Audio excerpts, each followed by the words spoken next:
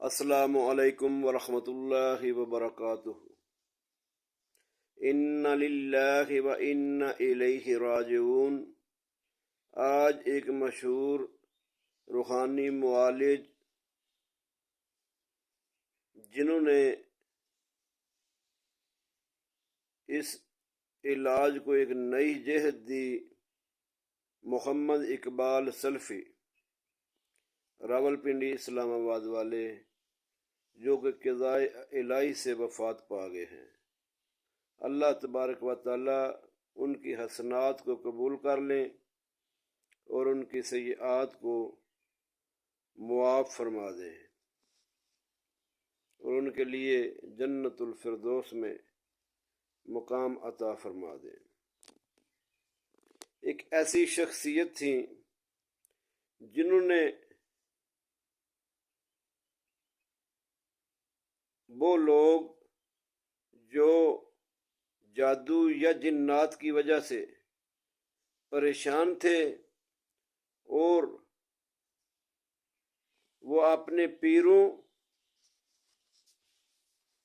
اور درگاہوں کی طرف مصروف رہتے تھے اور بار بار چکر لگاتے رہتے، اور ان کی ایک روٹین بن چکی تھی۔ ان کو ایک نیا انداز دیا کہ ایک ڈاکٹر اور مریض کا رشتہ بنا دیا۔ جو لوگ اپنی ساری زندگیاں گزار دیتے تھے جہاں سے انہیں شفا ملتی، وہاں پہ وہ ان کا ایک لگاتار سلسلہ چلتا رہتا سالانہ۔ ان کو انہوں نے روکا اور بڑا واضح بتا دیا کہ یہ ایک معالج کا اور مریض کا رشتہ ہے۔ اس کے لیے آپ کو ساری زندگی کسی جگہ کے چکر لگانے کی ضرورت نہیں ہے، کہیں کسی در پہ حاضری دینے کی ضرورت نہیں ہے۔ آپ آئیں، علاج کروائیں، اللہ آپ کو شفا دے دے، اس کے بعد اپنے آپ کاموں میں مصروف ہوں، اللہ کو راضی کریں اپنے۔ اور باقاعدہ انہوں نے ایک اسپتال کی شکل دی، ان مریضوں کے لیے باقاعدہ بیڈ لگوائے، اور ان پہ جو ہیں کہ ایک ایسا سسٹم دیا کہ ان کے لیے ہیڈ فون لگوائے گئے اور ان پہ تلاوتیں وہ سنتے تھے۔ پورا ایک نظام اسپتال کی طرح تشکیل دیا تھا۔ یہ ہے وہ شخصیت محمد اقبال سلفی۔ دوستوں سے کچھ سے بات ہو رہی تھی اور کچھ کہتے ہیں کہ ہم ان چیزوں کو نہیں مانتے، تو اللہ تبارک و تعالیٰ نے ان کا ذکر مختلف مقامات پہ کیا ہے، اور نبی علیہ الصلوۃ والسلام کی زندگی سے ایسے معاملات ملتے ہیں جن سے پتہ چلتا ہے کہ یہ جادو اور جنات حقیقت ہیں۔ اللہ تبارک و تعالی قرآن پاک میں سورہ بقرہ آیت نمبر 275، سورت نمبر 2 ہے، آیت نمبر 275 ہے۔ اللہ تبارک و تعالی فرماتے ہیں الذین یاکلون الربا لا یقومون الا کما یقوم الذی یتخبطہ الشیطان من المس۔ اللہ تعالیٰ فرماتے ہیں جو لوگ سود کھاتے ہیں وہ کھڑے نہ ہوں گے مگر جیسے لوگوں کو شیطان چھو کر خبتی بنا دے، ایسا کھڑا ہوں گے کل قیامت کے دن۔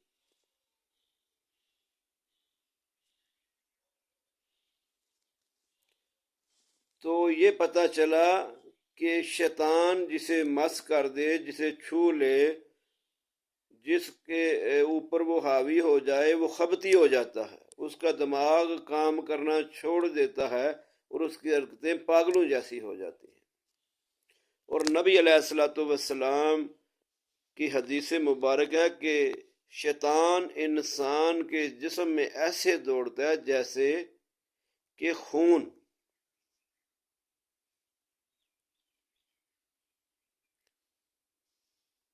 اور ایسے استحاضہ عورت کے متعلق نبی علیہ الصلوۃ والسلام نے فرمایا جنہیں اپنا وہ ایام مخصوصہ کے بعد بھی خون جاری رکھے تو فرمایا کہ شیطان اس کی کسی جگہ کو آنت کو پکڑ لیتا ہے جس کی وجہ سے وہ خون جاری رہتا ہے۔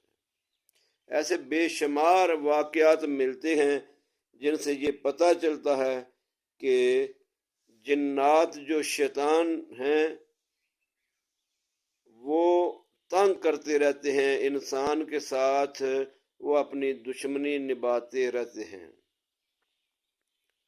اور الحمدللہ ہمارے مشاہدے میں بھی بڑی باتیں بڑی جگہ پہ آئیں، ہم نے دیکھا کہ شیطان نے جنہیں مس کیا یا جن کے ساتھ وہ رہ رہا ہے، جن کو تنگ کر رہا ہے، ان میں خواتین بھی اور مردوں کے معاملات بھی بے شمار ملے ہیں اور بڑے واقعات ہیں۔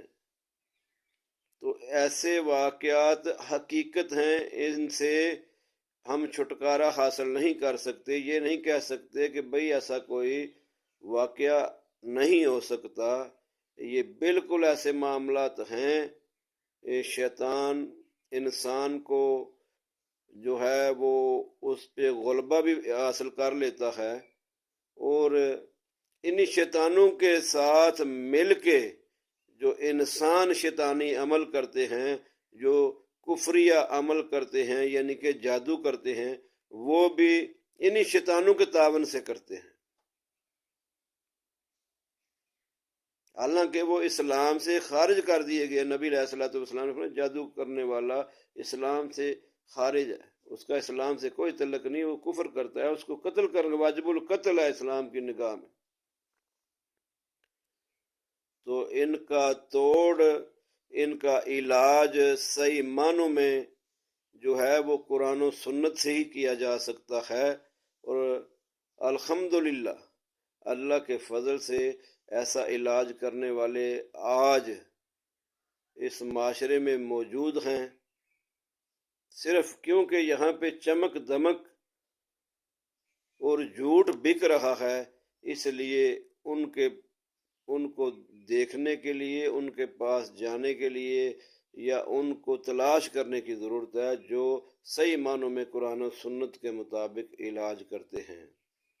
تو اللہ تبارک و تعالی ہر کسی کو سچائی پہ مبنی عمل کرنے والا بنائے اور سچی باتیں بتانے والا بنائے۔ اگر کوئی بھی عامل چاہے وہ قرآن و سنت کا پابند ہو، اس کے باوجود اگر وہ کوئی تھوڑی جی بھی جھوٹ کی آمیزش کر لے تو یاد رکھو کہ اس نے بھی وہ جرم کر دیا، کیونکہ تھوڑا سا جھوٹ بھی پورے تمہارے اس نظام کو، پوری اس بات کو جھوٹا بنا دیتا ہے۔ اس لیے کوئی بھی بات سچ کے علاوہ نہ کرے کوئی بھی انسان جو عامل ہے اپنے مریض سے۔ اللہ تعالی ہم سب کو سمجھ کے عمل کرنے والا بنائے اور صحیح معنوں میں اپنے رب کو راضی کرنے والا بنائے۔ اللہ تعالی عمل کی توفیق عطا فرمائے۔ السلام علیکم ورحمۃ اللہ وبرکاتہ۔